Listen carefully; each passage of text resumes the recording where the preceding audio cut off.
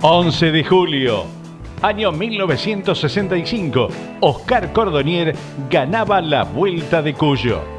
Finalizaba la Vuelta de Cuyo, era un 11 de julio del año 1965.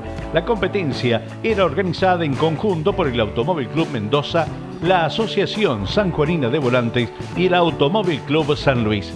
Se corría en dos partes, la primera disputada el 10 de julio entre San Luis Luján de Cuyo sobre un recorrido de 856 kilómetros 87 metros, que fue neutralizada en 3 oportunidades.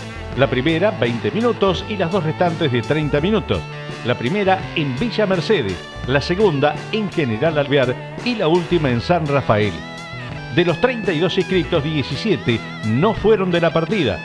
Entre los más importantes se encontraban Carlos Pairetti, Armando J. Ríos, Félix Peduzzi, y de los 15 pilotos que fueron de la partida, solo 8 llegaron a la meta. Entre los abandonos más importantes fueron Juan Manuel Bordeu, que era cómodo puntero. Luego se producía la deserción de Rolo de Álzaga y Rubén Luis Di Palma, que al momento de dejar la competencia eran segundo y terceros respectivamente. Otro abandono importante era el de Hugo Jimeno, que también era protagonista de la carrera. En definitiva, se imponía Oscar Cordonier, seguido por Mario Tarducci, al que le había establecido una diferencia de casi 24 minutos. La segunda etapa se ponía en marcha a las 8 horas con tan solo los 8 participantes. La etapa comprendió desde Luján de Cuyo San Luis para recorrer 908 kilómetros. En esta etapa volvía a ganar Oscar Cordonier, esta vez sobre Nasif Estífano. Como hecho destacable fue la exclusión de Carmelo Galbato, que cruzaba la línea a remolque. A muy poquito de llegar se le rompía un palier y fue auxiliado para su arribo. Solo 4 participantes lograron llegar a la meta. Ganaba entonces Oscar Cordonier, segundo Nasif Estífano, tercero Raúl Chaver y cuarto José Maimón. Año 1965, Carlos Reutemann ganaba por primera vez en el automovilismo. Carlos Alberto Reutemann, a los 23 años y a bordo de un Fiat 1500, lograba su primer triunfo en el automovilismo. Era su segunda carrera y habían transcurrido tan solo 42 días de su debut en La Cumbre, Córdoba, donde no lograba ver la bandera a cuadros. Esta vez sí festejaba y era en suelo nuevamente cordobés, más precisamente en Villa Carlos Paz, cuando se presentaba con el mismo Fiat de su debut en la competencia de turismo Anexo J para lograr su primer triunfo. Pero ¿cómo fue que aquel joven inexperto, con fuerte personalidad, para lograr una butaca en el equipo de los hermanos Grossi?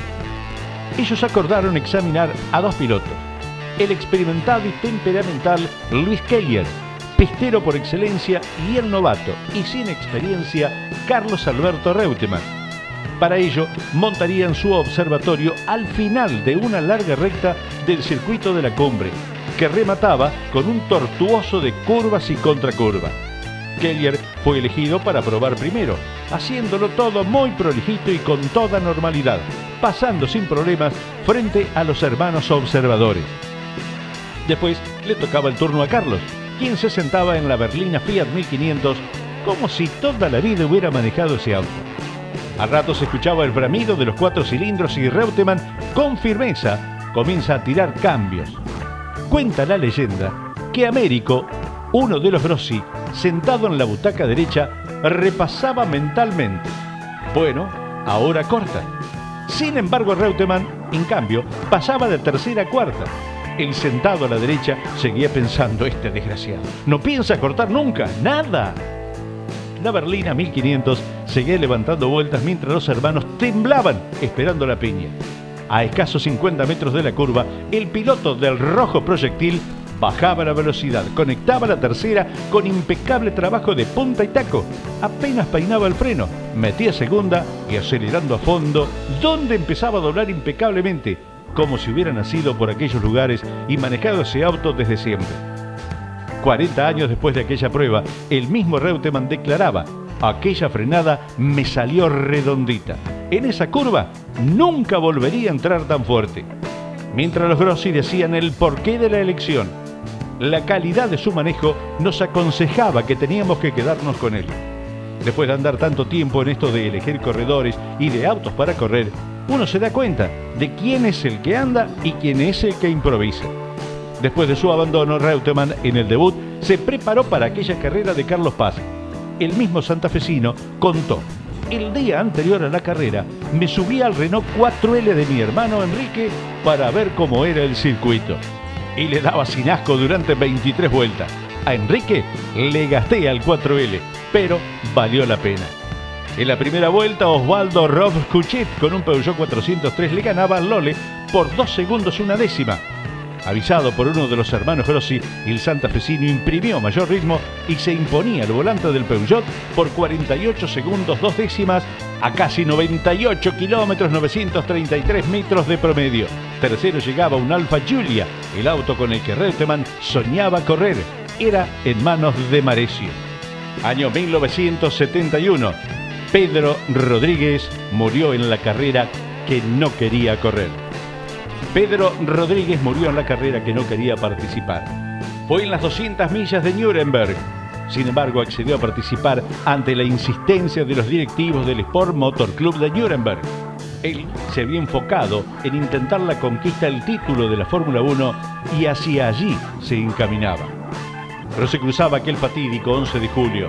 La Ferrari se estrellaba contra el muro de contención de la cuneta, rebotaba y se precipitaba sobre la pista, estallando en llamas. Y así moría el piloto mexicano. Un auxiliar jugándose la vida consiguió llegar a los restos del auto. Solo pudo sacar a duras penas un cuerpo inerte y muy lastimado, que poco después fallecía en el hospital. Las causas del accidente habría sido, esto nunca fue bien aclarado, el desprendimiento de un neumático durante la 12ª vuelta de la primera serie. Probablemente la configuración difícil del terreno agravó aún más las dificultades del piloto para dominar una Ferrari indócil, tipo de autos que le encantaba manejar. Pedro Rodríguez había debutado internacionalmente en un Ferrari 500 TR en Nassau, Bahamas, en el año 1957. Se destacó en las carreras de resistencia, obteniendo 4 victorias en Daytona. En 1963 las 3 horas, en el 64 los 2000 kilómetros, ambas con Ferrari, y 2 veces las 24 horas de Daytona, 70 y 71, ambas con Porsche. Una victoria en las 24 horas de Le Mans del año 68, junto a su hermano Ricardo, 2 años menor, destacado en el automovilismo deportivo, siendo considerado ambos íconos mexicanos. En la actividad en la que alcanzó los primeros lugares en varias ocasiones y el reconocimiento mundial de los aficionados amantes al automovilismo. Nombrar a Pedro Rodríguez es imaginárselo sobre un Porsche de Sport prototipo. Su llegada a la máxima fue en el Gran Premio de Estados Unidos del año 63 sobre una Ferrari alquilada y con la cual no lograba clasificar. En la Fórmula 1 disputó 54 Grand Prix. Luego 2 triunfos, Kyalami en 1967 con Cooper Maserati y en el 70 con un BRM en Spa-Francorchamps. Lograba un récord de vueltas en Francia, Rouen Le César, y subió 7 veces al podio. Su padre dejó una frase que recorrió el mundo: con ojos enrojecidos que ya no tenían más lágrimas. Ya no tiene objeto para mí la vida. Pedro era lo único que me sostenía en pie. Su hermano Ricardo también había fallecido en un accidente automovilístico en el Gran Premio de México del año 62. 1971, en el Cabalén de Córdoba, Rubén Luis Di Palma era contundente. Rubén Luis Di Palma ganaba todo en el Cabalén de Altagracia, Córdoba. Era en la categoría Sport Prototipo. Se quedaba con la clasifica, el récord de vueltas y la competencia. Se habían disputado 2 series, ambas ganadas por Di Palma, y la final por suma de tiempo. Cada una debió ser recorrida en 40 oportunidades y en ambas logró sacar una vuelta a su inmediato perseguidor. Ganaba entonces Rubén Luis Di Palma, segundo Carlos Pairetti, tercero Jorge Ternengo. Año 1982, Jorge Martínez Boero ganaba en Monte y se encaminaba al título. El TC visitaba por primera vez en el año el semipermanente de San Miguel del Monte y volverían aquel año en noviembre. Se corrían 2 series, la primera la ganaba con el Chevrolet de Juan José Pellegrini, seguido por el Ford de Gaucho Martínez Boero y el Puma Aventín con la Dodge.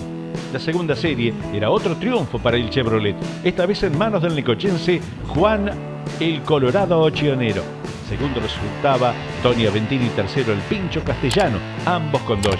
La final era para Jorge Martínez Boero, que comenzaba a encaminarse al título, seguido por los dos hermanos Aventini.